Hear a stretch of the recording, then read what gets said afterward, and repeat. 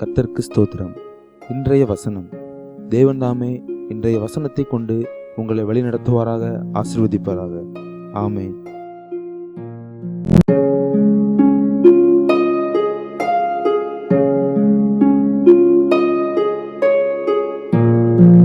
அழியாத அலங்காரமாய் இருக்கிற சாந்தமும் அமைதியுள்ள ஆவியாகிய இருதயத்தில் மறைந்திருக்கிற குணமே உங்களுக்கு அலங்காரமாய் இருக்க கடவுது.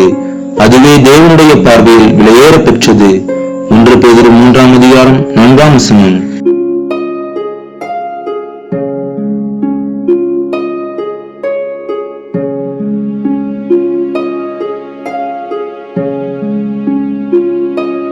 Rather, it should be that of your inner self, the unfailing beauty of your gentle and quiet spirit, which is of great worth in God's sight. 1 Peter 3:4.